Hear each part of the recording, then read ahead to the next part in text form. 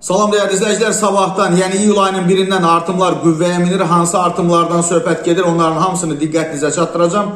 Videonu paylaşıb, burada üstə gəl işarəsi görünürsə bir dəfə üzərinə vura bilərsiniz. Değerli izləyicilər, Prezident İlham Əliyevin Azərbaycanda sosial müavinətlərin artırılması ilə bağlı fərmanı sabahdan qüvvəyə minir. Fərmana əsasən iyul ayının birindən sosial müavinətlərin məbləğləri aşağıdakı kimi müəyyən edilib. Orqanizmin funksiyalarının 81-100% pozulmasına görə əlilliyi müəyyən edilmiş şəxslərə 300 manat, orqanizmin funksiyalarının 61-80% pozulmasına görə əlilliyi olan şəxslər 250 manat, funksiyaların 31-60% pozulmasına görə əlilliyi müəyyən edilmiş şəxslər isə 180 manat, ailə başçısını itirməyə görə 140 manat, müddətli həqiqi hərbi xidmət hərbi qulluqçularının uşaqlarına 140 manat, valideynlərini itirmiş və valideyn himayəsindən məhrum olmuş uşaqların qəyyumlarına, himayəçilərinə 140 manat, 1 yaşına qədər uşağı olan az təminatlı ailələrə hər uşaq üçün 140 manat, 5-dən çox uşağı olan qadınlara